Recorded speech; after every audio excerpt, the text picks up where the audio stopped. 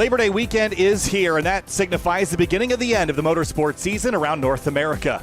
Championships begin to wrap up, race cars get loaded in the trailers for the final times, and the weather begins to cool. And with just 2 rounds remaining in the SRO America season, next week brings the penultimate event of the year at Barber Motorsports Park in Birmingham, Alabama. And as we've done all year long, we go racing a week prior in iRacing for the Toyota GR Cup North America eSports Championship, previewing the real racing next week with an intense simulator battle. Michael Yanni leads the points in his sophomore season, and after coming up short last year, he's keen on locking up the title before we ever even head to Indy next month. So welcome to GT World. It's time to go racing. Hi everybody, Kyle Heyer, joined by Justin Prince for round 6 of the Toyota GR Cup Esports Championship season. And Justin, we're so excited to be here. Barber Motorsports Park, this is a place that drivers absolutely love.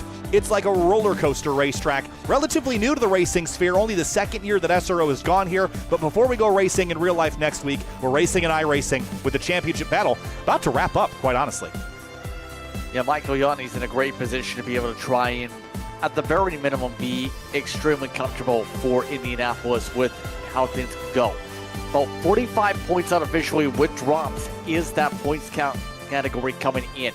So for Michael Yanni to slip up, that would open things up for the championship, but he is looking extremely comfortable and right now is in the driver's seat. It's everybody else that has to find a way to be able to outscore points on him if they want a chance, like Bellman, like Polasek, if they want any opportunity to try and battle it out at the Brickyard. Yeah, looking really good for Michael Yanni, 179 points. That's 45 ahead, a points lead of 50 or more. You've got it locked up. There's no way for anyone to dethrone him into Indy if he walks away with a +5 more points advantage than he comes in to Barber Motorsports Park. That battle for third, though, is pretty spicy. Michael Polasek and Brandon Hawkin fighting for the extra little bit of prize money that comes with third place. And Brandon Hawkin is our most recent race winner from Road America, Justin, so he's really on a tear at the tail end of the season here.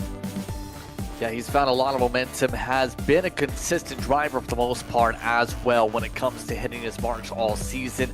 VIR was an option, a exceptional race as well in general. So Brandon Hawkin at this point, I think is going to be amongst those in the lead pack once again here today. It's just a matter of how things shape up at a racetrack that seeing the leaders essentially control things. Yeah, last time out. This time could be a little bit more different with it being a much shorter race compared to last year's format. Yeah, certainly. We've got our 2 25-minute races instead of our single 60-minute race. And while qualifying is underway, we'll take you to it shortly. But you mentioned this racetrack. This is a challenging one. Road America, a lot of straightaways, a lot of heavy braking zones, good passing opportunities. Barber Motorsports Park is a driver's track. This is our Continental track preview of Barber Motorsports Park, originally constructed in 2003. It's 2.3 miles long. It's relatively short compared to Road America, 15 turns, so around the same number there. But the excitement is very dense and a lot of medium to high speed corners here, Justin, which means that you're basically using the camber of the racetrack. You're kind of running up onto the banking, up and down the elevations, but passing can be tricky. Turn 7, the downhill into the corkscrew, that's really your primary zone there. Yeah, a great opportunity to be able to send it in that section. We've seen several times last year, but there's also chances we've seen through 13, 14, 15 open up with drivers making mistakes in the final complex. So there is opportunities to be able to try and make passes. Last year in particular, the battles going on for 6th on back were pretty intense, to say the very least. Especially with the haymakers of back and forth and side-by-side racing, some of the off-tracks coming up through 12. We'll see how things fare out here today in the races. Well, we're qualifying at the moment for our 2 25-minute races, and ticker on the left is going to show you how things are stacking up so far. And Michael Yanni, the championship leader, is in command at the moment, but just by 22 thousandths of a second. There he is. Looks like he's on a cool down in that PT Autosport car. Paul Darling up into second place on his early runs here in qualifying. And Paul's coming off of a high here. Won his first races in the grassroots racing world in a major touring series at Lime Rock Park just a couple of weeks ago. So he's carrying that momentum in and looking mighty strong here in the early going and qualifying, Justin. He's been in the conversation a couple times for race victories, keep in mind.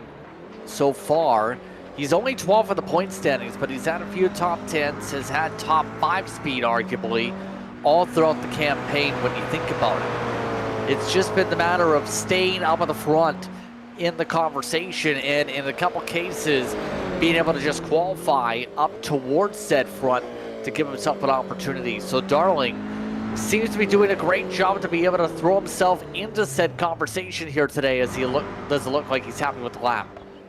Andre Castro, one of the drivers that's up in the mix in the top 5 in the championship standings for ERA eSports. There he is in 6th at the moment.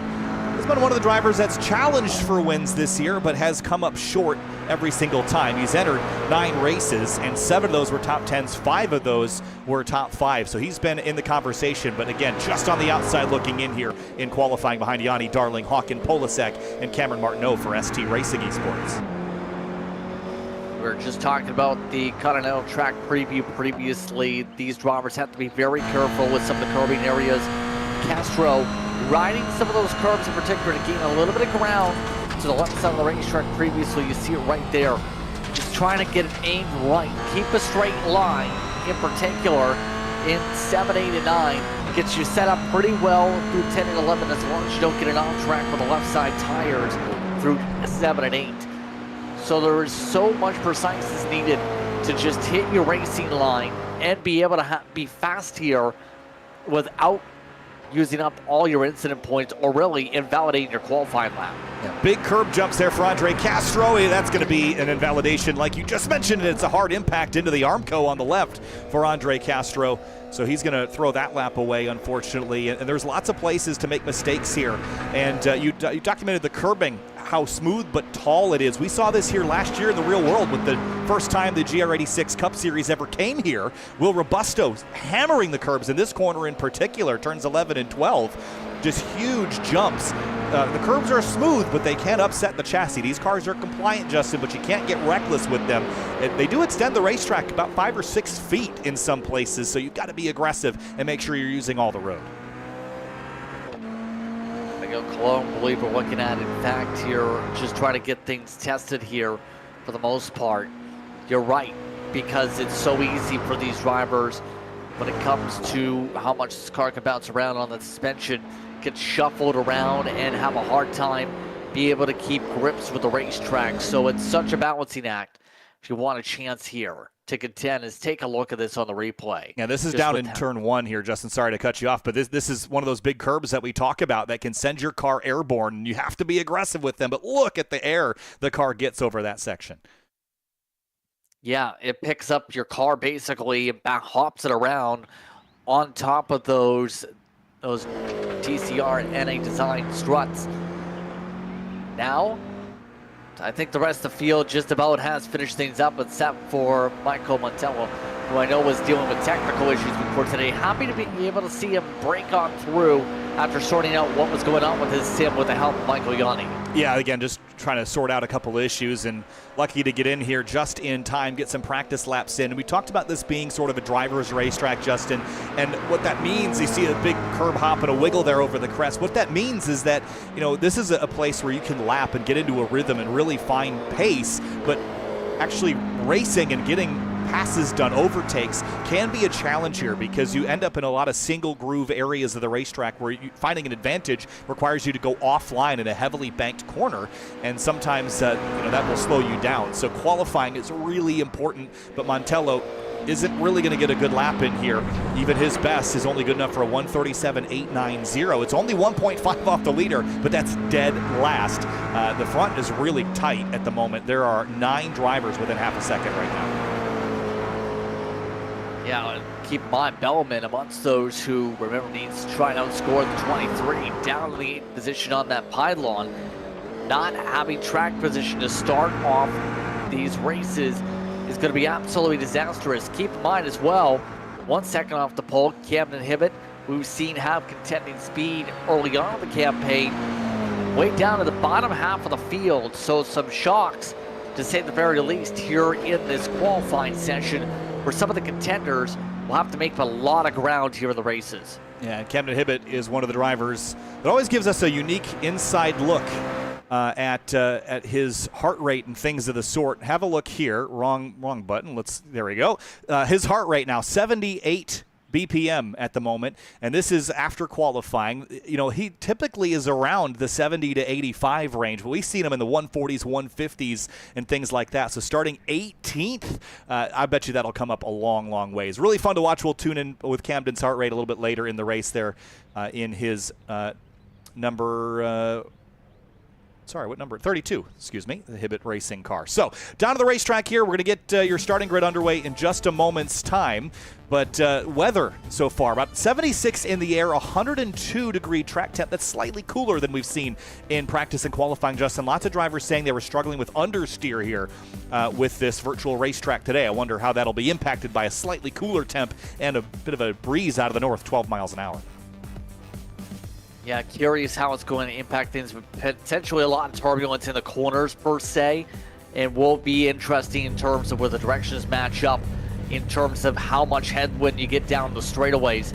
But in particular, for the grip level question, I think it's just a matter of it's still going to be hot. You're still going to have to manage the Continentals, make sure you don't cook the tires, get them over that optimal temperature range.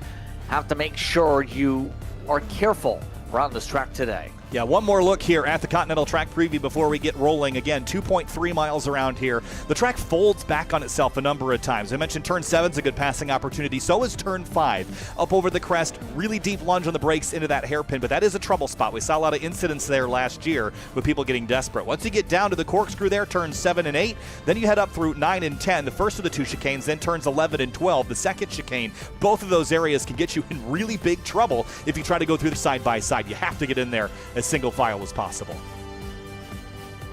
Yeah, you have to be extremely careful, especially in that final sector, as we talked about, to be able to balance how you approach this racetrack, 13, 14, 15, where things can really stack up a little bit. But these drivers already rolling to get themselves sorted to see how today fares out. So let's go through our starting lineup here for our 6th round of the season. And again, this is race 11 and 12 of the championship. Michael Yanni starts on the front row alongside Paul Darling. Strong qualifying effort there. Brandon Hawken, Michael Polasek bring up row number 2, followed by Cameron Martineau and Logan McKenzie. Strong qualifying effort there late in the going for a driver who did not get a lot of practice. Andre Castro and Thomas Belleman, who is chasing Yanni in the championship, will start on the outside of row 4 with Blake Townend and Mauricio Lozano. Strong effort there, starting 10th. Nick Yanni starts off 11 today. Edwin Orofre alongside in the 96 machine. Then the next row, Yanni Wynn will start there with Christian Menzies to try and move ahead from 14th. Nicholas Sudik has had some up and downs all campaign. His Fierce with 4 machine starts alongside Miguel Colon. Then you have Henry Drury. Drury will start alongside Camden Hibbett in 18th. Rounding up the top 20 starting spots, Andrew Sharp and Major Vatsavais will start back in 20 for Wave Runners. And in 21st place, it is going to be Josh Soto in the number 7. Aaron Smith for PT Auto starts in 22nd place, followed by Jake Cummings for Tech Sport Racing, Chris Wetz for ERA eSports, then Charles Wimbley and Alex Penn in 25th and 26th. Rounding out the grid today, David Schofield and Michael Montello in 27th and 28th. So that is our starting lineup for the race here today as the field heads onto the back straightaway. 2 25-minute races. The finish of race 1 sets the grid for race 2. They happen back to back. If you're watching on GT World, you don't have to go anywhere. Make sure you tune in. Next week around this time, we go racing for real in the Toyota GR Cup North America Championship. I'll be joined by DJ Clark again next week for those races before we head to Indy in October, and we'll do the same a week prior to Indy with our Toyota GR Cup North America eSports League. And you're watching iRacing. Kyle Heyer alongside Justin Prince. Justin, final thoughts before we go racing. Qualifying was important. Can Belleman power through the field to get a win? We've seen how difficult it was to break out of the battle packs last time we were at Barber. It's going to be so critical to make sure you get the passes done quickly before things start to separate. If you're Belleman, have to time things up well as they come up to the acceleration zone. The acceleration zone begins at the end of the exit curve. That's when the drivers can begin to accelerate, but here they come. Michael Yanni, Paul Darling up onto the front straightaway. And there they go. Green flag, and we're underway. Round 6 of the Toyota GR Cup North America eSports League at Barber Motorsports Park is underway into turn 1. Yanni pulls ahead, clears Darling.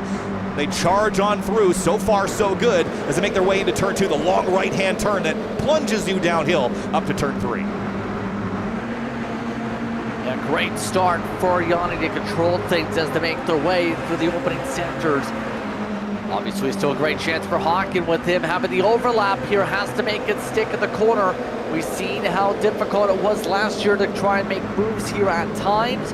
Hawken with that short distance to make a move 3 wide of the back. Yeah, I think that's Andrew Sharp that's in the middle of all that. That got a little bit dicey, but they've sorted it out, sort of. Still 3 abreast for the lead there. Paul Darling actually is going to fall into 3rd place behind Brandon Hawkins, so pretty strong start there for the 98 car. Down into the corkscrew for the first time. It always gets a little tight here. A little shifting and shuffling. Camden Hibbett is squeezed in the middle of 3 wide. Yeah, and those drivers started on the even spots. Not having good starts at all with the way the lines played out for, in particular, by the time they got to turn 5, Hibbett losing a fair bit of ground, so to speak.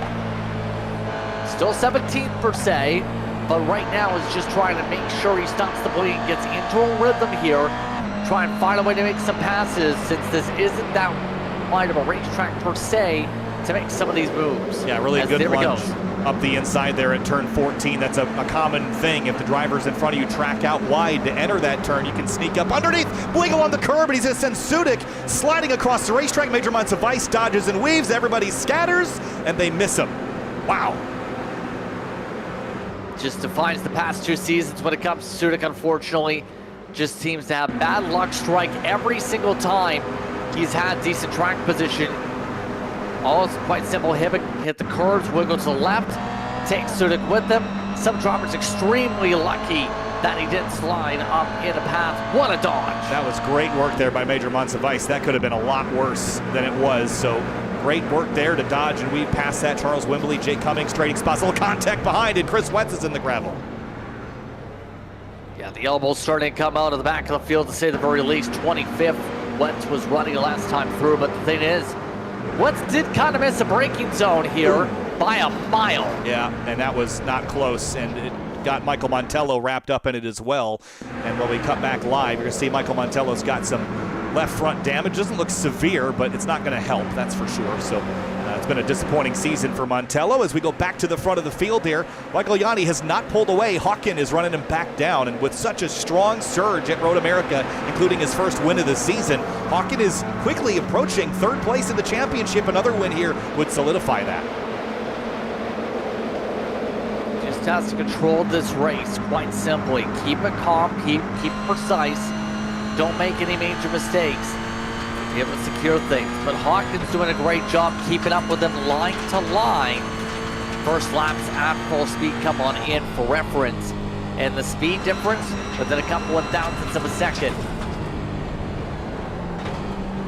Note the investigation from race control. That was Sudik and Hibbett that were involved in that incident. That is under investigation. Here's Andre Castro and Michael Polasek, reigning champion in that green and blue car, yet to win a race this year. You know that he would like to at least get one before the season is over, despite it not really looking realistic for him to win the championship. Still has an opportunity to get 2nd, but it would take a lot. Yeah, and right now the tough thing is Polasek just can't find a way to clear first of all. He's done a good job to keep the overlap with Castro alongside, but Castro just fed him the door. Ooh, now feeding him off the track. Polasek having to bounce off the side of the ERA machine just to hold on, and Polasek not going to appreciate that squeeze.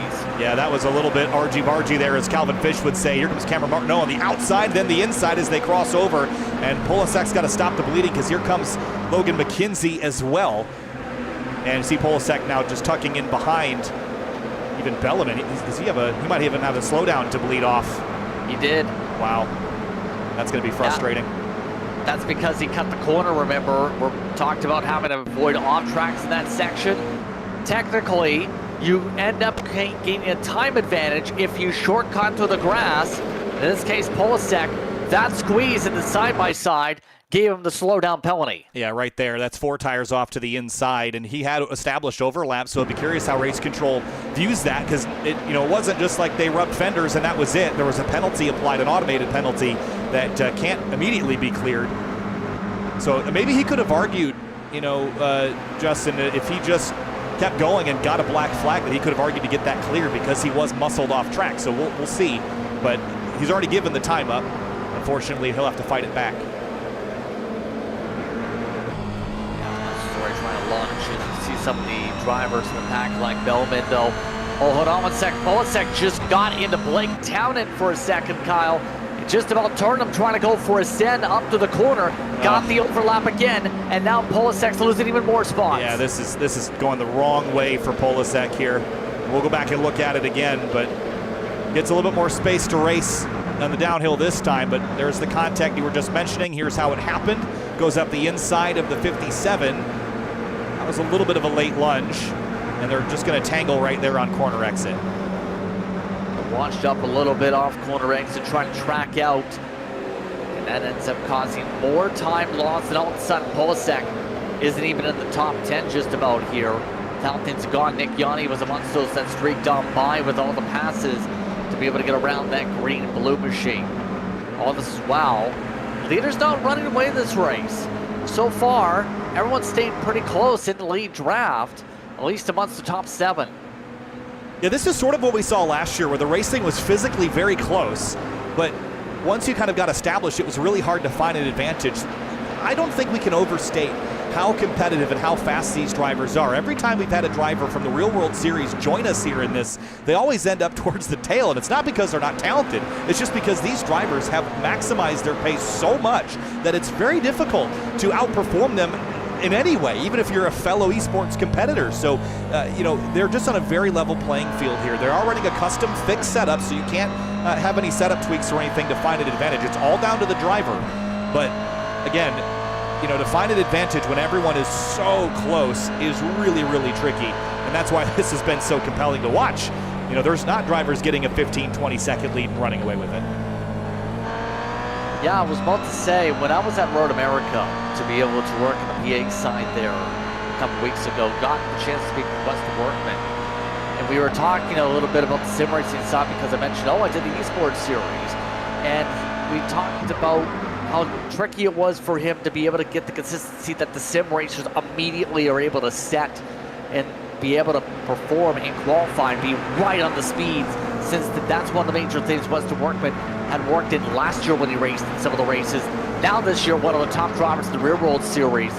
It just showcases the level of difficulty to be able to perform, but also just how on it a lot of the drivers are here in the sim world to be able to be up to speed from the get-go, make sure they are in the window for the Continentals in a perfect margin.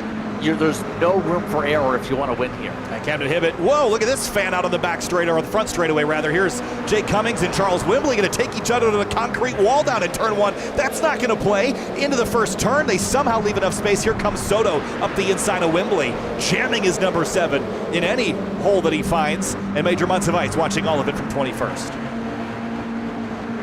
And Soto, remember, was one of the harder chargers last year, was battling for the top 10 after not the greatest qualifying runs last year. Soto is one of the drivers who I think can slice his way through if you give him a longer race. But the problem is he's been stuck in this traffic jam, no place to fully go, no place to clear him by. No one's been able to fully rotate to track out and pass by turn 5. That run up to 7, 8, and 9 has been the true chance. Some more side-by-side. Hibbett, and there squeeze. Oh, that's Drury in the 42. He's a past competitor in the Real World Series. Little contact there with Jake Cummings. It's getting pretty hands-on back here, isn't it? Between Cummings, Drury, and Soto. Yeah, it's not been an easy place to pass all day. More contact. Jake Cummings rubbed the curbing. That pushed him up into the side of Drury. Able to, at the very least, back it up, reset, try and find an airway to move forward as he drives with the Lake McQueen glasses today. Going to be hard to see through the sunglasses. I love that. Henry Drury, always a pleasure to chat with in paddock. Does a lot of coaching still in the SRO America community, though he's not in a race car in that paddock this year. But certainly a character, always good to have him around, and I'm sure we'll see him next week at Barber Motorsports Park. The Real World, if you're headed to Barber, let us know, because I'm sure he'll be there and we'll sign an autograph for you. Look at this, 3 wide in the background, Wimbley in the middle of it all, and it's just real nip and tuck with Major Months of Ice. Alex Penn there, the Skip Barber Racing School car, little contact there. Sent a little bit too hard on the gas, had to back up and out of the throttle. They are battling so hard back here. They are costing themselves plenty of time in general. It's very entertaining, but as a competitor, just hope, I know I'm faster. I can be able to clear if you give me the chance. Just let me have the chance. It's what you can really say for a lot of these competitors. And the best chance has been getting the overlap and being able to finish the job. By the time you get to this tight section, 7, 8, and 9, Soto got the give and take this time to do it. On board with Drury as he navigates the hairpin here, the corkscrew we call it, down there at the far end of the circuit, and up for the race lead. Michael Yanni has not gotten away from Brandon Hawken. It's still very tight between these front two. And a lot of no further actions, and including the one with the 45 of Polasek and Andre Castro. But there has been a 5-second penalty awarded to the 91 car of Chris Wetz. That was for the contact down there at turn 5 with Michael Montella. Yeah, it's getting argy-bargy as we talked about for some of the drivers, absolutely here. But up front, it's just been the matter of, can you pressurize a mistake? Can you force any driver to slip up? Michael Yanni has been perfection all season long. For Brandon Hawken to have an opportunity, it requires a huge run and might have to be able to force the issue to get alongside here. Hawken's a little bit more patient though as a driver. We see with him backing up these corners, not electing to go over aggressive right now. Same for Darling. Darling just very poised. All of them matching lap times up in the front within about a 10. Paul Darling being very patient back here. Started on the front row. He's been a little frustrated this year. I mean, definitely it's been more elbows out than in years past, and he felt like he's been on the receiving end of it more times than on the offensive side. And if you know anything about Paul Darling, he's a very nice guy. And you know the old adage that nice guys finish last. Well, I just told you a couple of weeks ago at Lime Rock Park, he picked up his first major series win in grid life competition. 2 of them, in fact, of the 4 races that weekend. And you know, it's hard not to make the joke that nice guys don't always finish last. And here he is running 3rd. And he won't use the front bumper to move you out of the way, but he is incredibly talented and very smooth. I've actually let him drive my car, Justin. That's how smooth and trusting he is behind the wheel. But you know, he's humble to a fault, and I think he's ready to show the world here in the eSports world how good he can be. I've seen him be competitive myself in the eSports world a fair bit. He's always one of the drivers that drives his cars very precisely and smoothly. Doesn't really force the issue. We'll say, counter that with Andre Castro. We've seen Castro over the years be willing to send him for some dives and go from there. Oh my gosh. Yeah, these guys getting really bold through turn 1 with the curbing here. Jake Cummings just clobbered it down there, didn't he? Have a look at this. Let's actually watch from on board Josh Soto's car. Watch the 97 take the curb here at turn 1. Hard. Actually might have picked up the grass. Lucky to hold on to it on the slide. But he did lose the pass already as Soto was faster and made one of the few full complete moves through turn 5 with some give and take there by Cummings. Yeah, headlights flashing on the Jake Cummings Tech Sport 97. All very single file for the most part here, other than a couple of battles we've seen in the mid-to-tail of the pack. That was really the story here last year as well. There was a lot more of a revolving door of positions in the mid-to-tail of the field than there was at the front. But I'll tell you what, Michael Yanni, a little bit offline, leaves the door open for Hawken. I don't think that Yanni's going to be able to drive away any mistake out of this race leader, and I think Hawken drives through. Exactly, and that's why, well, here comes some sense behind. Remember we talked about Castro being aggressive? He's no longer being patient here, starting to get the elbows out. Nearly made contact last time through 1 and 2. This time, has the chance to maybe get a send for 2.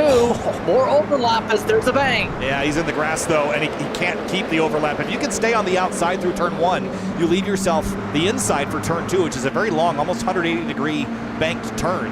So if he can just maintain that overlap next time around, I think he's in a good spot. But it did cost him and Darling some time, and they're certainly not going to be stoked about it. I think Darling is of the mindset that if they just work together here, they can wait for Hawken and Yanni to fight, and then they can jump in. But I don't think Castro wants to sit back there and wait. Yeah, Castro's made it clear he wants to go. He wants to go now. Feels like he's got a chance at the very least for the podium.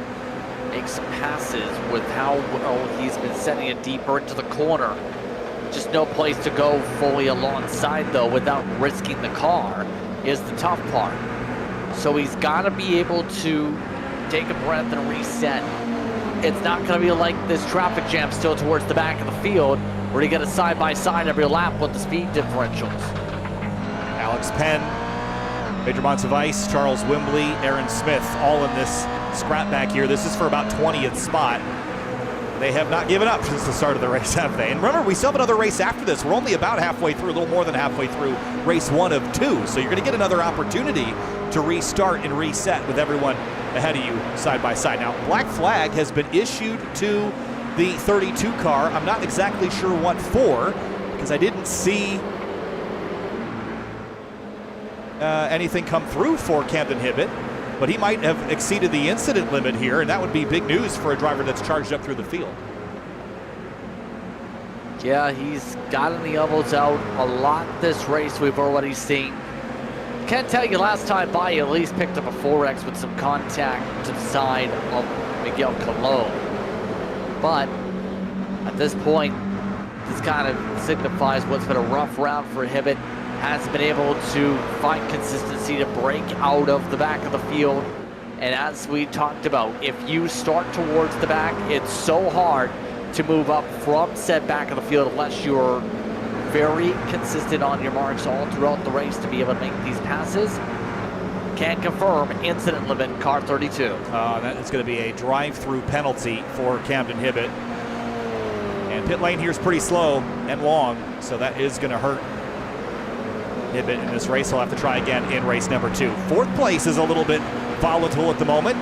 Paul Darling has dropped Andre Castro back onto the nose of Thomas Belleman, the runner-up in the championship right now. And Belleman, his opportunity to win is going to completely slip away, I think, after Michael Yanni wins this race, if that stays as is. So all he can do is fight for scraps back here with Castro, Darling, and Hawken. A few corners ago, there was a bit of contact, I can tell you, with Belleman going a little bit deep into the corner and actually hitting the back of Castro's car. Now, at this point, Castro just trying to follow the slipstream train because of all that contact and some of the checking up, has lost touch to the top 3. So the frustration's got to be rising here for Castro as there goes the penalty serve. This is a crushingly slow pit lane, 45 miles an hour. And he will drop to the tail of the field. Everyone else is still running on the racetrack too, so he will drop to the end of the road. A while, here's Henry Drury, and that is right behind him, Alex Penn in the 22. Yeah, Alex Penn's been very quiet. Usually runs as well on top of this series, running in the regular championship that's on the race car, for example. That's a series that races in a variety of different karting circuits in rental cars to be able to battle. It's also run in their sim side of things. It's one of its top drivers. Very solid driver. Has really proven, though, he wants to make passes here. Not afraid to lean on top of the door handle and try and force a mistake from this 42. There's the contact on the descent of the door again. Yeah, little sparks flying down there at turn 7, and Aaron Smith, teammate to Henry Drury, going to give him a shove and put him back alongside. A little bit of cooperation there. Drury's going to get knocked sideways. He's going to almost take to the grass, but again, Aaron Smith going to give him another shove and prevent him from losing all that momentum. These GR86s require care. Wow, that was a big cut for Drury. I think that'll be a slowdown. Or was that Drury or Smith that did that cut? Yeah, that was a close cut, I think, there from Drury. Oh, yeah. Yeah, it was Drury. Definitely Drury. Yeah. And just too much speed going in. We'll say did not receive a slowdown in the sim, so it looks like he's okay. You know, it's kind of funny because going back to last year, I mentioned Will Robusto in the Real World Series did something very similar. And I thought that Race Control was going to say something about it. They did not. So then if you want to take that much curb and you want to be that aggressive in that area of the racetrack, go for it. I don't really think it's an advantage because it upsets the car, and we've seen cars go off there in a big way. All the while, Michael Yanni had a half-second lead. It's gone now. Hawken's back. Yeah, they've so far, though, had the one thing, the top three still has maintained that buffer by about 5-6 car lengths. So they are just consistently just putting down the pace in general. The other drivers right now, last time by, compared to some of the others in the pack, were 3/10 slower. Hawken and Darling pick up a lot of ground as a result of the draft, though, you have to say, as a result of that straight line speed. Just the problem is, it hasn't been enough to ramify a chance for a pass like you would see at a Road America, where you would see the slipstream train come into play. Yeah, there's not. Sorry, Justin, I was going to say there's just not a lot of opportunity to draft here because the long backstretch is broken up by two of those high-speed chicanes. So anywhere you get a draft, you have to also be brave enough to pop out and then be on the outside of a primarily right-hand corner in both of those instances. So it's tough. I was about to say, it's so technical for in terms of the corners where you have to be. It's more so about how the drivers are able to handle the corners here than it is, okay, draft straight line, pull on by here. So if you aren't good at your braking marks here and not afraid to attack these curves as we've seen all day long, well, you're towards the back of the field, 22 seconds back compared to some of those in the field. These leaders have been extremely smooth. They're still within 2 seconds of the personal best for the start of the race. Up towards the corkscrew once again. Car popping out of line in the background is Logan McKenzie on Cameron Martineau. We hadn't talked a lot about these drivers yet. They've been not quite in the front fight, not quite in the hornet's nest that has been the tail of the field fight today. But Martineau in the ST Racing car, McKenzie on the inside of the GR House livery, side by side leaving turn 8. Martineau very respectful in terms of racing line, though McKenzie showed speed in this series the past couple of years. But this season's been extremely quiet when you think about it. McKenzie on the season, once the drivers we have seen make a few starts, but so far this season hasn't really had the opportunity to strive forward. This season has not been in the top 10 all season. Good to see him be able to qualify well and be able to make smooth passes, not be involved in any incidents here today. Up front, things are getting tight. 2 minutes to go. That means next time by will be our last lap of the first of 2 races. And Hawken has been patiently waiting here. I don't think it'll be too long before he might try to take a swipe at Michael Yanni, but you've got to find an advantage somewhere. He's been matching Yanni, but I don't know that he's been better. And here's a crazy stat for you. I'm going to show their best lap on the left-hand side of the ticker. Identical, 136.680 for those two drivers. To the thousandth, they are exactly the same pace. Which is surreal to say the very least, but also showcases how strong of drivers they are. Just about equal in terms of raw speed. 2 different career paths on the sim, absolutely. But they are both so strong when it comes to their cornering ability and being able to minimize mistakes. If Hawken wants a chance here, he's going to have to be bold, and the problem is he's not close enough even then in the right spots to go for a side-by-side move in this situation. Right now he needs to find a way to close up a car length or two just to have a chance to get some overlap by 5. We haven't even checked in with the leader yet on his camera, but he's always so calm, cool, and collected. And coming out of the final corner, they'll be seeing the white flag this time. Michael Yanni, your race leader.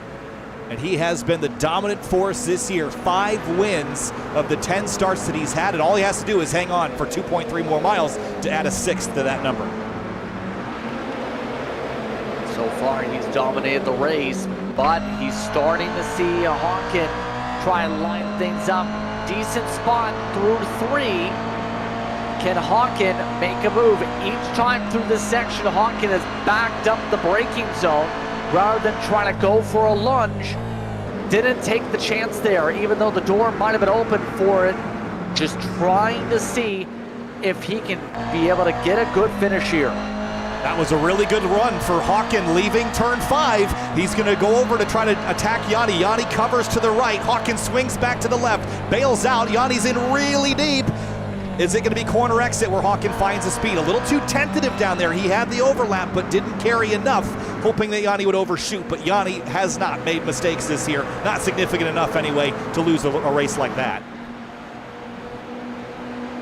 Yeah, right now at this point, Hawken too far back to try any more moves. He tried to get an opportunity maybe for the draft. He needed to get side by 5.5 to true shot. But Michael Yanni all race long, consistently hitting the marks. No issues to the curbing, ready to close things out.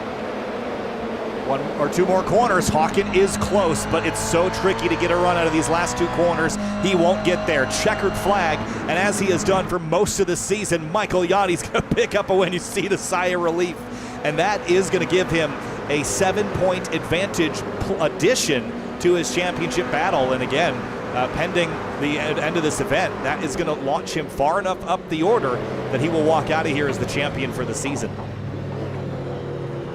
Just has to make sure minimal mistakes in the second race, to say the very least. The commiserate between the two of them, so to speak. The respect, rather, is the word I'm looking for during this parade lap. But dominated the race, led every single lap, controlled things from the get-go, didn't allow Hawken to get alongside. Hawken, that move for second off the opening lap. Some good runs there. Bellman did get a top 5 at the very least, so there's that. He did, but it's not going to be enough. And again, when you look at the season so far and how dominant Michael Yanni has been, you know, this is a bit of a change from last year where Yanni started off really strong, but then Polasek came in and basically just wiped the floor from then on out. That has not been the case this year. Polasek hasn't been quite as competitive, and that's allowed Yanni to really jump out to a big lead. And Bellarmine has been good. Remember, he swept the opening round of the championship, Justin. So, you know, Bellarmine has been strong, but not as strong as Michael Yanni. That's the crux of it. When wins are worth so much, you need to win as much as Yanni has. And there's only so many races in a season. That's why we've seen Polasek dominate so much last year, is because he went to victory lane so many times to build that buffer in the point standings.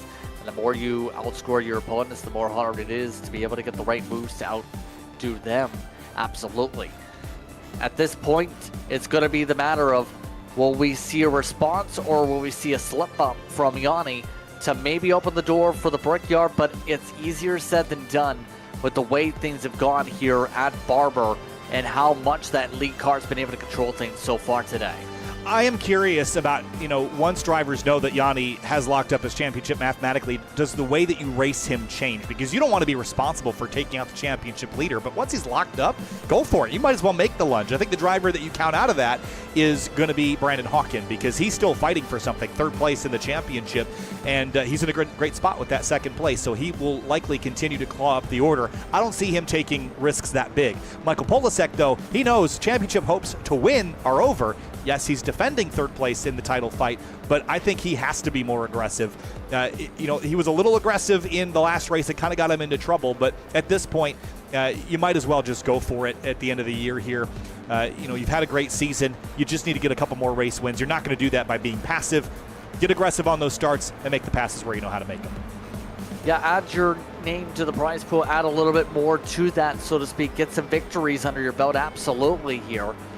At this point, it's just a matter of, can you find your way in the right spot to do that? Polasek absolutely was solid on pace. The problem is just couldn't clear by in the right spots. Got himself into trouble with the Coors Cup penalty, and now is on the back foot for this race as a result here with how much time he lost in one sequence. Things can spiral badly if you do not get that initial pass as quickly and cleanly as possible. Absolutely here, Kyle. And now this next race going to be pivotal for a lot of these drivers to at least get momentum for the Brickyard, where things are going to be a lot different at Indy. Yeah, remember that we do have that last round at Indianapolis Motor Speedway on October 4th, which will be the tail end of the second year of this eSports Championship using iRacing. And again, I think with the GR86 Cup car represented here in iRacing, it's been a lot of fun to be a part of this championship the last couple of years. But I don't think, as I said earlier in the broadcast, Justin, we can't overstate how impressively talented the front runners are. If it doesn't feel like there's a lot of passing going on at the very pointy end, it's just because everyone, they were identical in their lap times. to the thousandth of a second. That's the kind of precision that these drivers at the front are capable of. But come Indy, it's a lot more point and shoot. It's a lot easier to make passes. It got aggressive last year. It's going to get aggressive next year. So mark October 4th on your calendar. If you're not subscribed to GT World, you better hit that bell because, boy. And also, hey, the side effect is you can not only watch this championship in iRacing, we go racing at Barber for real next week. I'll be in the booth with DJ Clark. So you can see how this race is going to end up looking a lot like the race we're going to see next week, which is going to be just as fierce and just as close. Yeah, you mentioned that real-world comparison to the virtual series. When we were at Road America last time out, there was a lot of very comparative battles, to say the very least, to what we've seen in the real world. The ability to go side by side, a lot of the drivers pushing the limits, a lot of them eating up that grass and causing some divots, so to speak, like we've seen in the virtual world with some of the back and forth in the lead pack. So real world virtual replicates what you see in the real world. Absolutely, there is a lot of crossover with these cars and how much work is put in iRacing to match what these machines drive like. Here at a racetrack like this, as you see your Continental Track preview again. Yeah, one more look at the Continental Track preview here in Barber Motorsports Park. Built in 2003. It wasn't long after that iRacing laser scanned this course. It's one of their older laser scans now, but aren't we lucky to have so many racetracks available to us, including the entire GR Cup schedule. So that's really, really cool to see. Also, note for next year, the Grand Prix of Arlington will be where the Toyota GR Cup North America Series begins their championship. We will be skipping the SRO round at Sebring with the Real World Series next year, so it's going to change up if this iRacing Championship continues into 2026. We'll be curious to see how things shape up if the Arlington track is not yet in the simulator, which it will be unlikely to be. So I don't know, lots of interesting and exciting things on the horizon, including just as we wait for the session to turn on over to the next race, the schedule for next season involving a trip to Michelin Raceway Road Atlanta for the SRO America Series. Instead of Virginia International Raceway, we head on south to Georgia. And Road America will return in the traditional spot on the calendar. So really excited about the schedule for next season. But as the fog starts to burn off, it is now Sunday morning in the iRacing world, and you see the humidity still pretty high, 93% humidity, but 72 in the air, 80 on the track, 25 degrees cooler for race number 2 here, Justin. Going to be a lot more grip once again for these drivers to be able to plant their cars around the racetrack. There is the one bright side. It's not monsooning like in real life at Road America where they had to battle the conditions. These drivers today had been given a bit of the heads up that they were expecting things to be a bit more core in terms of the target for the weather. And of course, these drivers are going to have that opportunity to see where things get planted for their cars. Still expecting potentially some argy-barginess per second based on what we've seen off the initial start here, though. Keep an eye on Darling trying to make a pass back on Hawkett. Yeah, and he's got the preferred line, the inside groove for that first turn, but remember that the track folds back on itself pretty quickly, and he's got to make sure he clears Andre Castro before he can sneak up the inside, and ditto for Hawken, who will start on the outside of the front row. Cars are rolling off. Your starting lineup is going to be on the left-hand side of your screen. This is how they finished race 1. That's how we're going to start race number 2. 25 minutes on the clock again. And again, we're a day ahead here. Now we're in the next morning, so the track conditions are different. The humidity is higher. The track temp is cooler. Still a breeze, this time the other direction, though. 11 miles an hour to the southeast. It was from the north in the virtual yesterday, so that's going to change up a little bit of the headwinds that you get around this facility. Yeah, they were to the north last time for reference. It's more to the southeast this time in terms of a swap around. So just to get towards the bearings per se, that's going to impact it if my geography is correct. More so for 11 and 12 from behind. So these drivers going to have that little difference in wind. We've seen how much the draft factored in the opposite direction last time through, as we see some of these drivers just making sure they're calm, cool, and collected for their 25 minutes. Ed Onofre was one of the drivers that in the championship that actually joined us in Austin, Texas for a real SRO Motorsports America round. I know that there's been some others that have been with us at times throughout the season, so good to see him continuing to participate with us. Matt Wanshi Lin at the event at Lime Rock Park that I mentioned Paul Darling won at a couple of weeks ago. Based out of Schenectady, New York.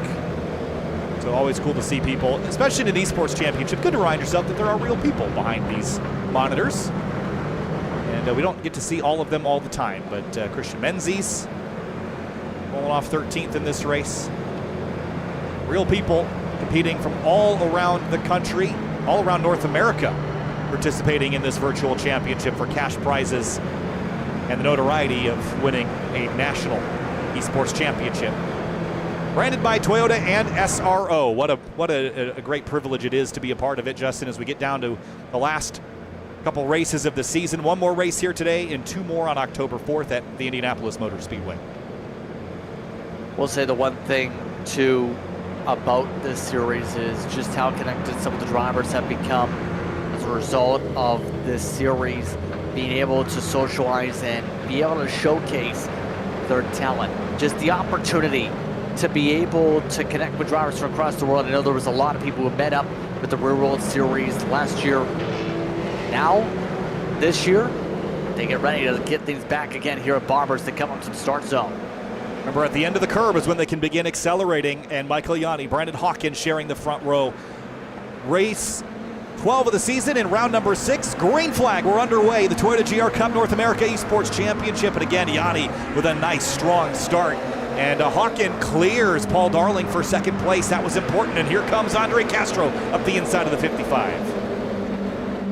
He was actually trying to push Hawkins forward that time. That's why they got such a good run for the outside line.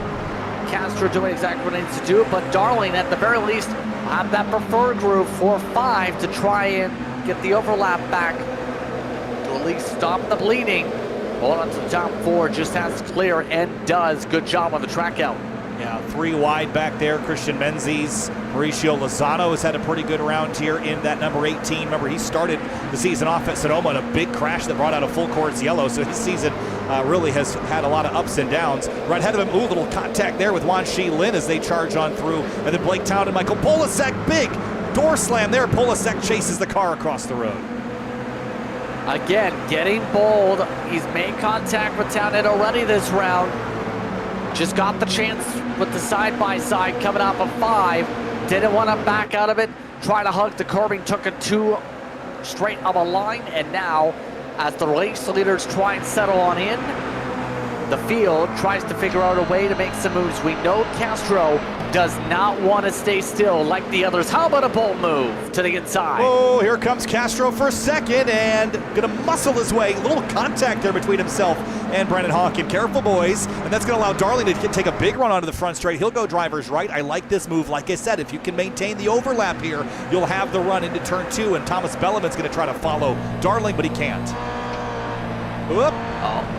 That's a little bit of a naughty squeeze, and Darling saying, you know what, let's get the elbows out, keep the overlap up there. Castro, we said, doesn't want to stand still. Made it clear in the sim. He wanted to see some passes done up front. Well, if you try and make the passes and don't get the job done, the leaders can break away, and that's what's going on right now with how hard they're racing here. Castro couldn't get the grip with the curb, though. And 3 wide, leaving turn 5. And here comes Belleman, going to pick the pocket of both of them, but he's on the wrong side of the track to take advantage of it at turn 7. So Paul Darling will get by Castro. Castro's going to lose 1, 2, maybe 3 spots because here comes Logan McKenzie. McKenzie again getting the elbows out here too. Castro, all of this is sparking up as he couldn't get the grip, as the multi-link double wishbone suspension just bounced around to the rear of the car. Some drivers at the back of the field having some problems as the rest of the field zips up by. That was Henry Drury. Yeah, we'll go back and look at that one in a minute. Here's Andre Castro still on defense mode here, trying to keep McKenzie and Martineau behind. Using a little bit of the grass. We saw a lot of drivers get very close to the incident limit in the previous race. 2 drivers had drive-through penalties. Major Monsivice got one late in the going. So you got to watch that, make sure you don't get a camaraderie of the rules there. And just for the 42, that was a self-spin, I think. Yeah, just too much carving to the right side, and when the car bounced on the suspension, just hippity-hop to the right. Looked him around. So easy to do if you hit that curving too hard or at the wrong angle with how much they're eating those said curbs here today. But that fight with Castro's cost the lead group 1.3 seconds to the top 2. It's going to take a lot of work to close up to be able to have a shot at Hawkins and Yanni with how things have set up. Yeah, those front two are checked out. It's be hard to run them back down, but it allows Hawken to sort of separate the antelope from the rest of the herd, so to speak, and can go pounce on him a little later. Here's Nick Yanni in the number 24, another PT Autosport entry. Cameron Martineau and Blake Townend in the mix here as well. The SimSport driver clobbering the curves on the downhill run here. Such a fun section of racetrack. Then you get that big compression on acceleration, and then you're just stringlining through the backstretch here. They've added a little more curbing on the exit of this first of the two chicanes since the scan was completed, but it's still a pretty rough ride if you go off there. Yeah, exactly. We've seen how difficult it's been around here. You see this right here. You just have to be able to balance the car as it ricochets you with the weight transfer as you come back across the pavement. It's a balancing act to make sure you hold on to your line and to be able to hold on to the car while maximizing speed, while also not overcorrecting yourself into a spin. It takes a lot of experience, it takes a lot of learning and practice to get it done. Oh, by the way, Polasek is the car behind Townend in that fight. They have not left each other alone. They are magnetized to each other. Something tells me that opposites are going to attract today, aren't they? Here they come, leaving turn 3. Wan Shi Lin. Haven't really talked a ton about him today. Started 11th, that's exactly where he's running, so seems to be 11th quickest today in general. Here comes the 45 of Polasek up the inside of Townend again. Oh, and this time squeezing him up the racetrack for good measure. Polasek just wants to get around and get this done as soon as possible. Not willing to back out of this strategy of the aggression. That time, though, just didn't have it as much speed to Townend on the track out, but a good crossover, got the angle right, and that's exactly what he might have been looking for with that backup. Yeah, that was a nice run, but now can he stay on the inside here through the chicanes? The first of two, they make contact. Townend goes for a ride in the grass, and Polasek will pull even with him now, and now he should clear him. He does. Yeah, Polasek not making too many friends here today, especially not making friends with Townend.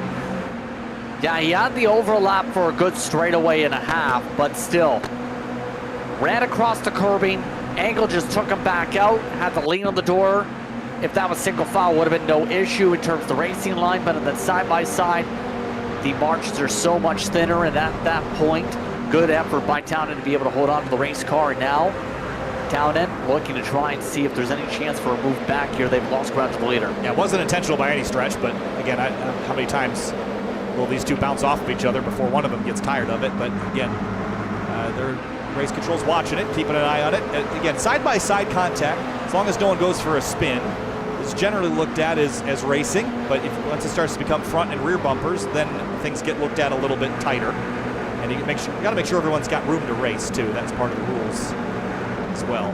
They have sufficient overlap and all the things that come with it. It's still pretty racy back here for 20th. This group has had quite the showing today. Yeah, they have not backed out. Last year was the battle for about 6th, maybe 11th spot. That seemed to be intense all race long.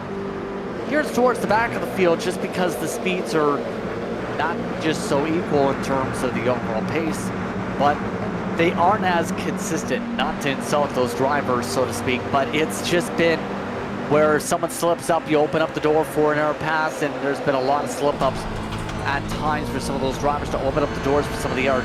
Compared to that up front, Bellman's had to work hard just to be able to battle for a podium right here. They've done a good job to close up to the leaders after losing more than a second. They are back within drafting distance. Yeah, they're doing a nice job running them down, but as we've seen all night, or I guess all afternoon, depending on where you are in the world, it's just, once you get there, you got to do something with it. They've been not complacent by any stretch. It's just, you kind of hit this wall of air. It becomes really tricky to make any further progress. Whole other challenge to get past them once you get to them. Here comes Cummings and Hibbett. This is side-by-side for 17th. Hibbett through. Hibbett amongst those, remember, that had a lot of bad luck last round. Has done a great job this race, though, since the drive-through in race 1 to make passes. Cummings already saying, go on through, going to work with you here. But Hibbett just having a chip on his shoulder with how things started off, and you can see the heart rate much higher than it was earlier. the heart rates. Seen some fellow drivers in terms of racing side have seen them spike by a good 20-30 beats per minute, so to speak, in turn, because it's like almost like running a marathon, but you're in a race car, just with how much stress there is.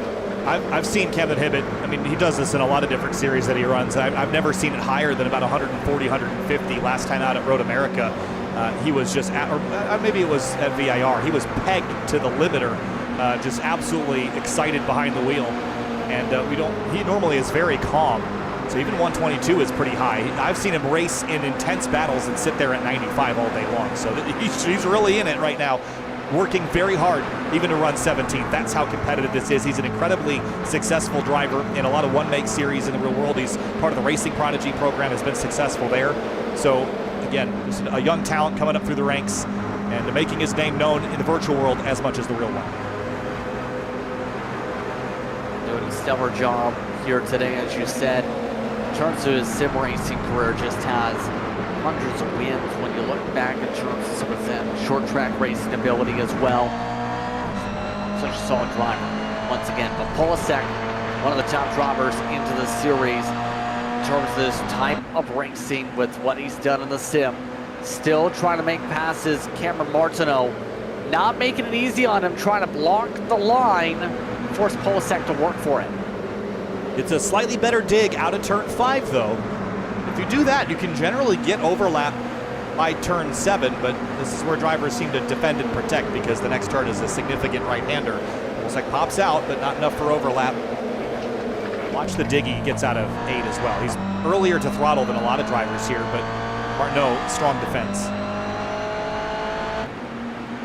Yeah, right now, you just have to be able to figure out where am I going to have that advantage right now. We've seen the draft only work so much because of how this track has the cornering with how difficult it is to get alongside in the first place.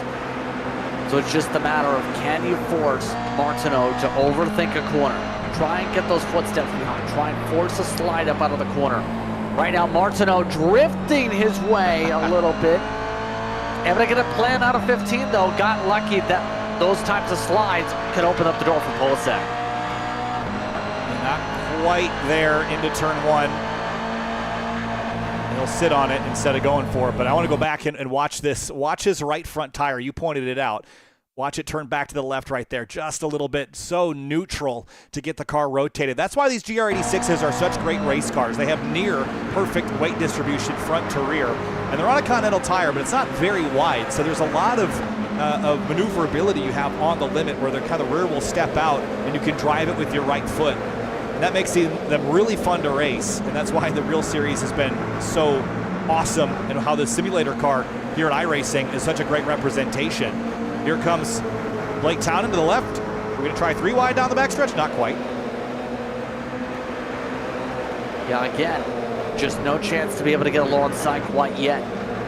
Not fast enough in the right spots right now to get that move, and that's so difficult to do just with the nature of this racetrack.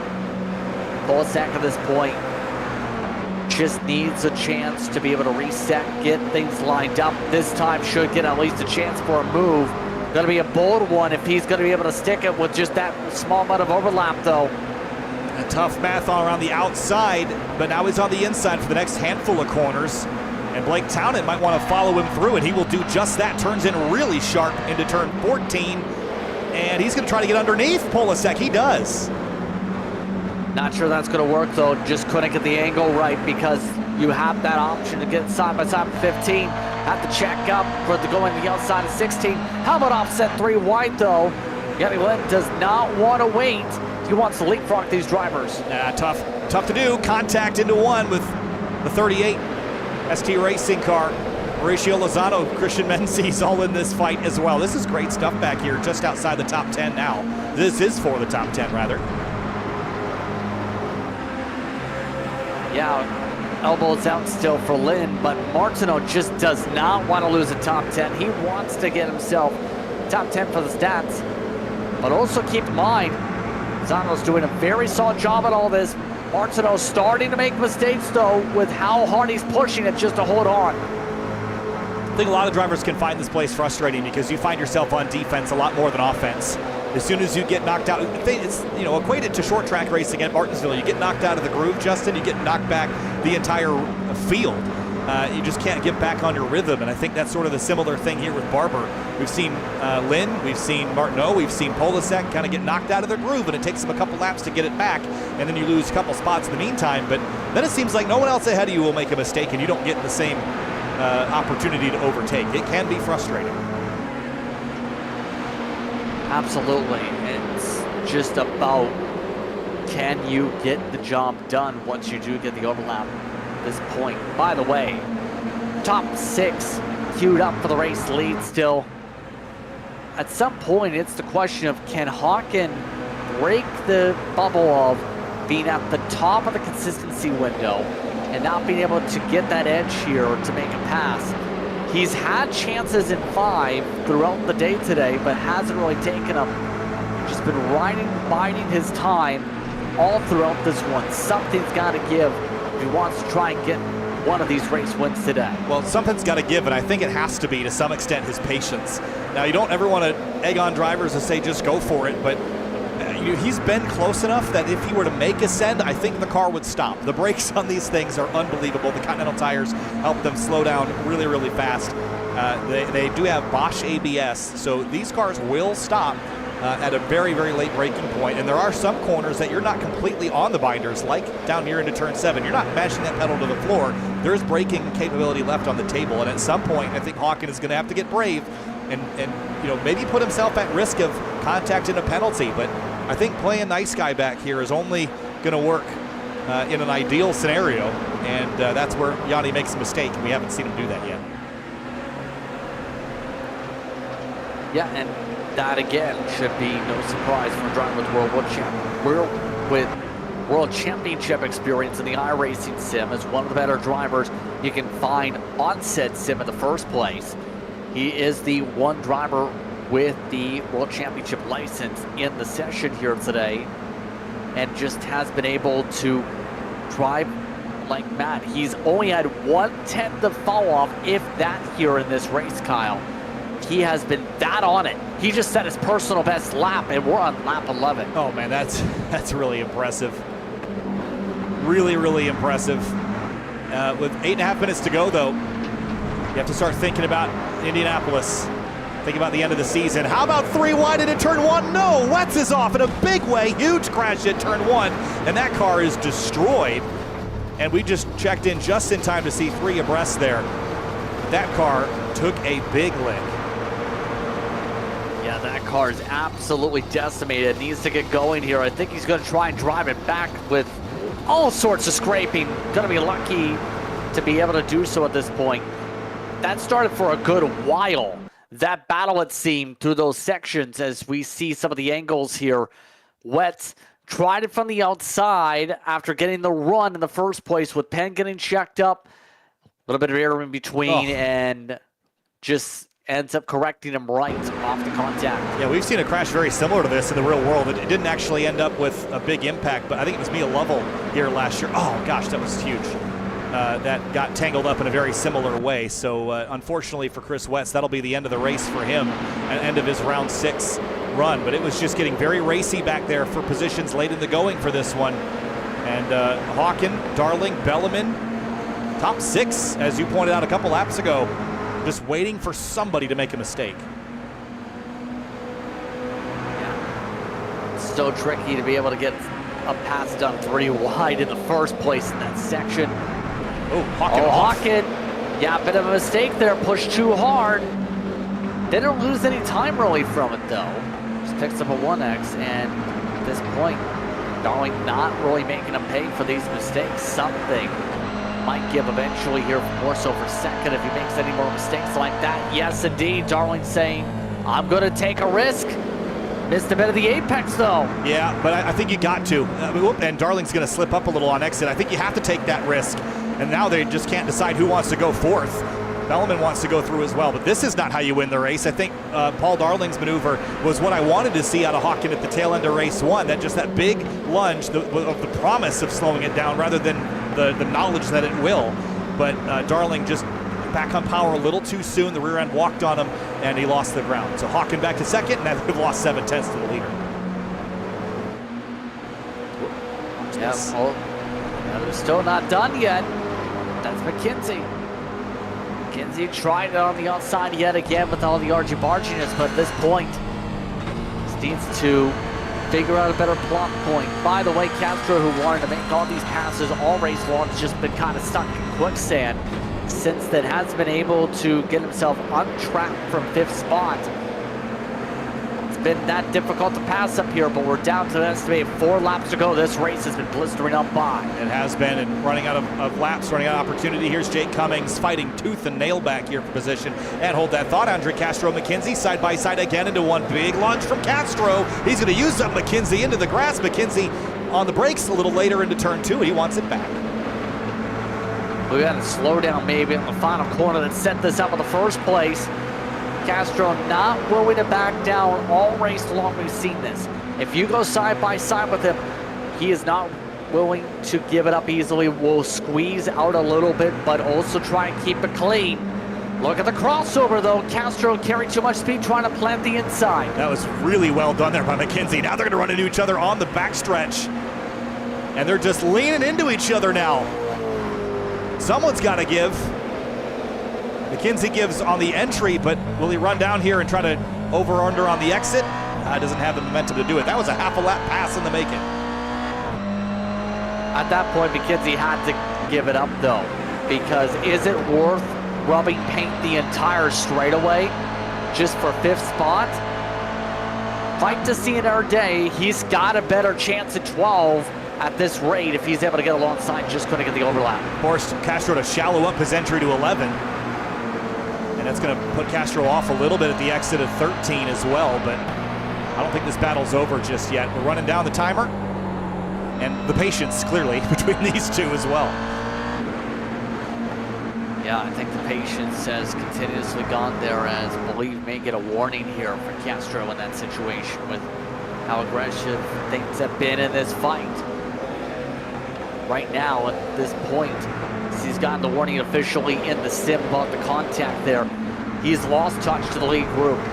Give credit to Nicholas Sudik though, he is still driving on the racetrack. He has had bad luck every single time we've seen to see him on camera these days, but he's still trucking along after going off track in the last sector. Yeah, I was going to say he went off course and was a couple seconds down. Still in the race, finishing things out. It has not been a fun day for him, I know that, but only had 2 retirements this entire event, and they've both been in this race. Henry Drury on lap 6, and then Chris Wetz on just 3 laps ago. So that's going on. So is Blake Townend and Michael Polasek. These two are just relentless with each other. Yeah, they have just continuously been connected and attached to the hip all race long, it seems, these two. Now the thing is, can Polasek reset? He lost the 10th last time to Townend.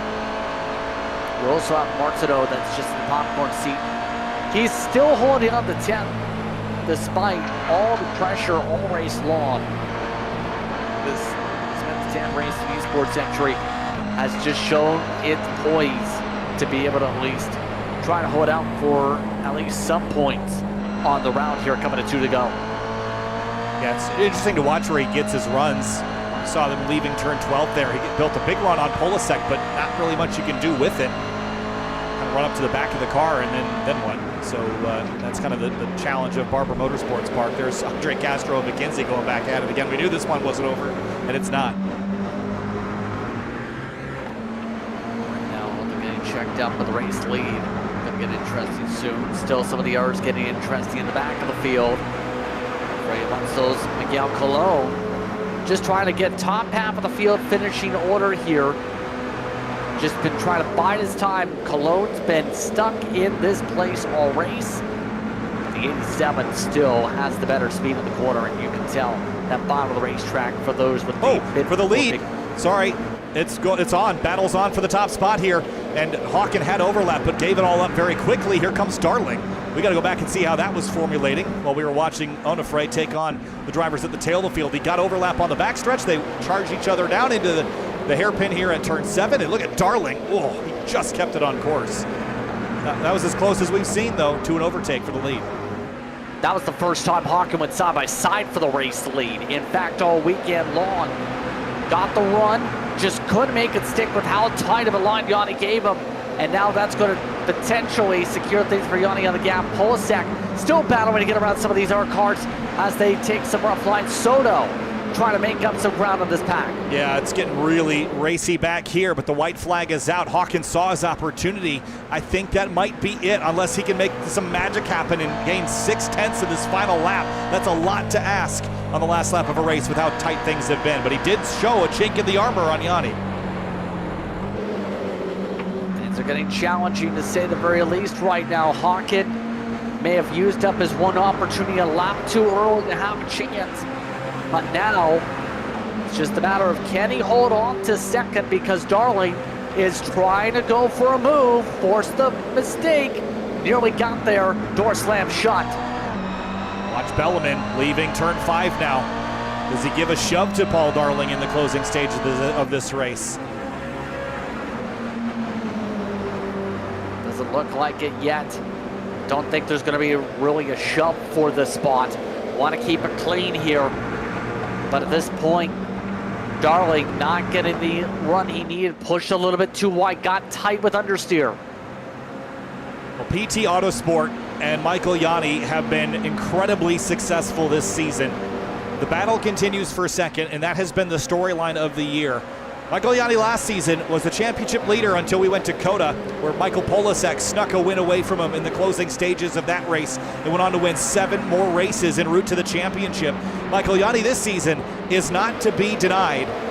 And with a weekend sweep at Barber Motorsports Park, Michael Yanni is going to leave the final turn. He is going to win both races at Barber. He's going to win the championship, the extra cash prizes. He locks it in a whole round before the end of the season. Michael Yanni and PT Autosport win Toyota GR Cup North America eSports at Barber, and they will take the championship. As long as things end as we expect, he will lock things up before Indy. Kind of solidifies how dominant of a driver he's been all season long in general. Michael Yanni, 7 total victories. Outright consistency is what gets the job done. He has been a perfect top 5 contender all season. And now, see the smiles, I think he knows he's got the job done. Yeah, the math is going to work out in his favor, certainly. And he'll bring the car to a stop. Well, not quite, so let some drivers by. In the meantime, while we wait for him to come around, let's have a look at another really tight battle that just finished up here a moment ago. Edwin Onofre was involved in it. And this was the battle through the checkers here. 16 one-thousandths of a second between himself and Cologne. Look at this. Yeah, just stuck at 3 wide outside, didn't get the off track. Did get some give and take from the driver at the back, and that was a photo finish just to hold on. Onofre tried hard as he might to get that run, but the edge going to Cologne. Wow, that was impressive. Michael Yanni, though, what a drive, what a season he's had. And while we wait for him to come back around, let's have a look at the results here for the session for race 2. This is race 12 of the season. Yanni, Hawken, Darling, Belleman, Castro, your top 5, Justin. You also throw in the mix Logan McKenzie down there in the 6th position. Nick Yanni in 7th. Blake Town and Cameron Martineau. Yanni led amongst the top 10. Michael Polasek didn't even get a top 10 in race number 2, by the way, even though he seemed to get the elbows out several times. Menzies, Soto, Cologne, Onofre in the top 15. Interesting enough, Camden Hibbett did recover to a boat where he started the weekend 17th, right behind Lozano. But Charles Wembley, Jake Cummings, Aaron Smith amongst that top 20 also. Michael Yanni celebrating mostly because he doesn't have to go to Indianapolis and worry about anything. He can just enjoy the racing there and just try to grab 2 more victories. But he has done it. He has been successful in this championship. And Justin, before we get a chance to talk to him here, what a race, what a season it's been. But again, if you win half the races in a season, you're going to be successful. And Yanni did just that. Exactly. He's been super strong since the start of the campaign, since the start of the series. This season was a little bit different, though, in terms of how consistent he was for the on-sec. Polsek just couldn't get the rhythm down from the get-go like last year after the opening round where things were a little bit different. Things just seemed to be much more in the wheelhouse of Yanni, where he was inside top 5, missed a race weekend last year, but put him behind for the championship. You can argue that if there was a appearance in one of the races from Yanni last year, it might have been a completely different story for the championship. So the 23 has done the job they need to be able to prove they can win a title in this series. Yeah, great work there by Michael Yanni and team. We're going to chat with Brandon Hawken, who came up just short a couple of times. Let's chat with him first as we talk with our second place finisher. Brandon Hawken comes home in second place in both races, and in your charge to be third in the championship, Brandon, this was a really good round for you. Had a shot to win at the tail end of that race. It didn't quite work out. Take us through the charge there at the end, and make sure you unmute as well. But what a battle at the end there between yourself and Michael Yanni.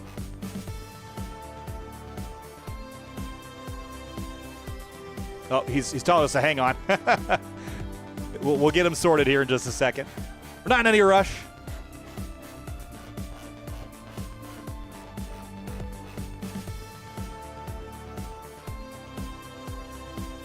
Push to talk not working. We'll come back to you. There he is. We're We good. got We're you. good. We're good. Okay. Sorry about that. I didn't have a push to talk set. That's all right. Did you hear my question? Man, wow, yeah, really great racing all around. Great wins to Michael. Seems to be the theme. He has just a little bit more pace than I do, but I was trying to stay with him, try and play it smart. I was definitely the goal is to try and get third in the points. So I just wanted to hope that everybody behind us were fighting, and had a couple moments there where we were able to separate from the pack, but they were able to close it back in, and man, yeah, we had a really good fight there. Michael, he was really quick, but I had a little bit of a run, I think, coming out of the downhill hairpin, so that's where I planned my moves. The first attempt, I tried going around the outside. I was thinking about going to the inside because I think there was a little bit of room, but I didn't want to take both of us out especially when there's a race coming up right after that. So I took the outside, and I just misjudged it a little bit. I probably could have kept it on his outside, but I just got up in the dirt, and couldn't get it turned down. So had to back out, and he was off into the sunset for the rest of the lap there, and then so for the second attempt. I went to the inside. There was just a small gap, and I was like, you know what? Okay, I'll put it there. I'll see how it goes. And he held me right to the grass as he should have, and then right before the corner, I tried to get a nice arc going into the corner after he swung out wide, but I just couldn't get the arc in, and we got kind of sketchy there, but we both made it safe. And yeah, great. He left me just enough room, and Paul as well. He just about got by me there, and so yeah, man, that was a lot of fun. I felt pretty fast, and didn't want to try anything too ridiculous, but just to try and get a win. But I'm cool with second. Michael deserved it there. He was the fastest all day, I think, and got some really good points going into the final 2 rounds. Justin? Was about to say, in regards to that as well, it's been a challenging season. How do you now approach things for Indianapolis to close out the campaign and try and add more wins to your category? Yeah, just try and keep playing it smart. I know last race things can get a little bit crazy, but I have a points battle to deal with, and but that doesn't mean I'm not going to go for the win. So there's lots of draft there down the front straightaway at Indianapolis, and all the way through the final corner as well. So it's absolute massive straightaway. So I think it's gonna be some. I think it's gonna be more like what we saw at Road America, where it's just gonna be like, it's basically gotta be pack racing, I think. So yeah, I just want to keep it smart, stay up front, and not do anything too stupid to take myself or anybody else out of it. So yeah, I'm just gonna try hanging on, keep doing what I've been doing, and got some good momentum going into the last couple. Brendan, thanks so much. Congratulations on a couple of seconds, and we'll see you on October 4th for Indianapolis. Thanks for chatting. Thank you guys. Have a good one. You too. Brendan Hawken comes home in second place of both races. Paul Darling finished in third in race number 2. And Paul, good to have you here. Third in both races. I know that you found a lot of success, even in the grassroots racing world, with wins at Lime Rock Park in the real world a couple of weeks ago. A couple of podiums. I know this season has been a little frustrating for you, but this has got to feel good and good momentum going into Indianapolis. Yeah, it feels like I finally had a representative race for the first time this season. It's pretty brutal if you get bumped outside the top 5. Everyone's racing extremely aggressively down there. The top 5, you can kind of sort yourselves out to race each other, if that makes sense. So I'm very glad to finally be able to stay up there and nab 2 P3s. Justin? So when it comes to these types of races, let me ask you this in terms of the battling. How was it in terms of trying to plan out your attack at a racetrack where it's notoriously, when what we've seen, hard to get side by side, we've seen up front? Yeah, the whole time you're always looking for where are you stronger, where are you weaker than the other drivers around you. I think the only area that I could make a chance at a run was into the hairpin. I think it's turn 4 on Brandon.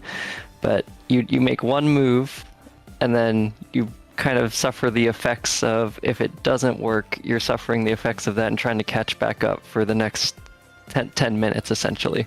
So you really have to pick your spot extremely wisely.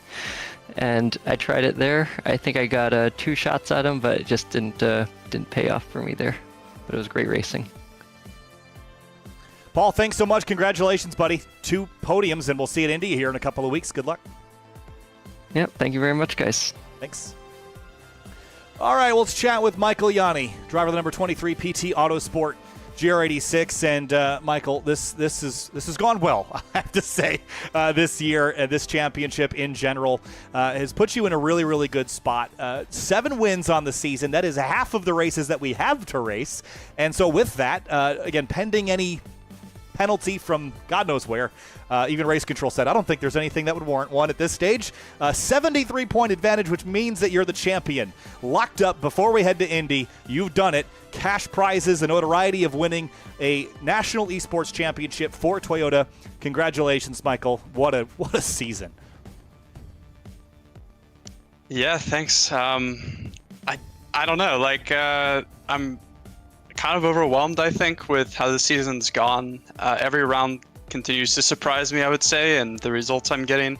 I kind of go into every round maybe hoping just to get top 5s or just maintain the championship lead, but it did kind of mess with me a little bit in race 2, because I was like, wait, I think this is the race where I can secure it. So Brandon was really chill with me, but I was definitely making some mistakes a little bit.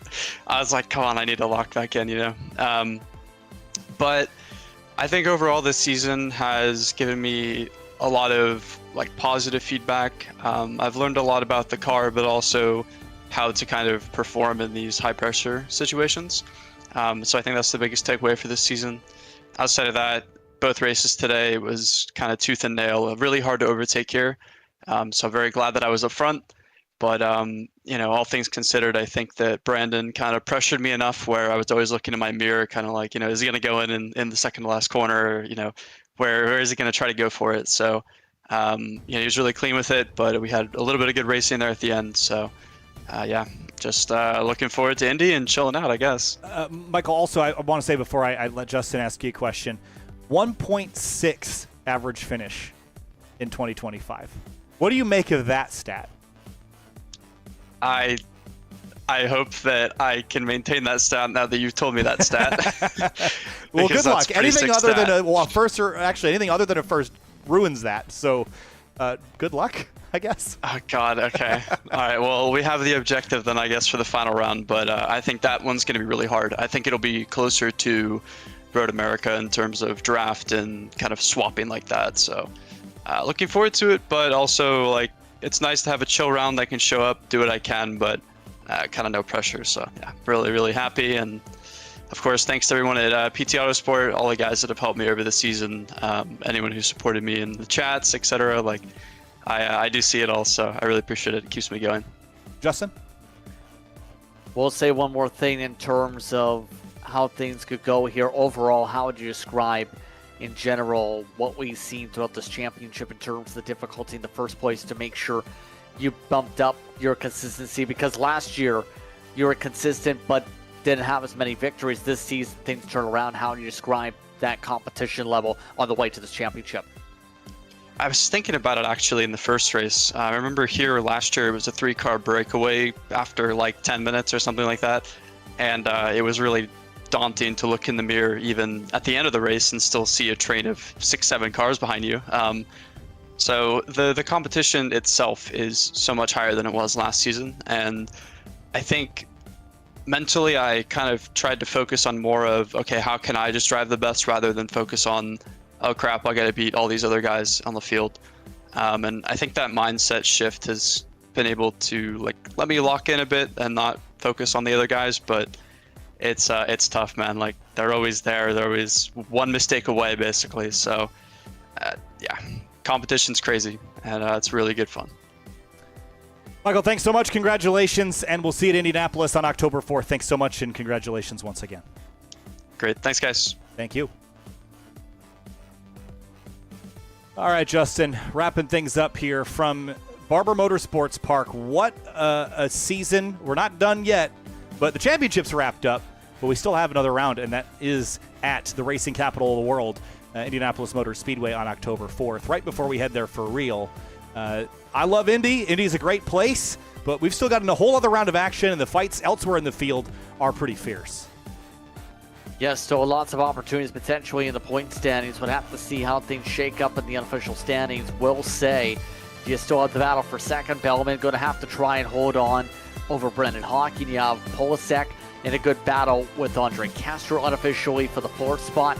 There's plenty of spots up towards the front for the championship, but it should be a fun time to see how drivers fare. And as they said, they expect some of the draft to really come into play at Indy. Well, we'll see everyone in Indianapolis, Indiana, at least virtually, and then we'll see you again in Indianapolis a couple weeks later for the Indianapolis 8-Hour presented by AWS. Of course, for the SRO America weekend, we'll be there next week at Barber Motorsports Park in the real world. I'll be there alongside DJ Clark for the next round of the real world Toyota GR Cup North America Series. Thanks so much, everyone, and we'll see you at Indy on October 4th. Mark your calendars.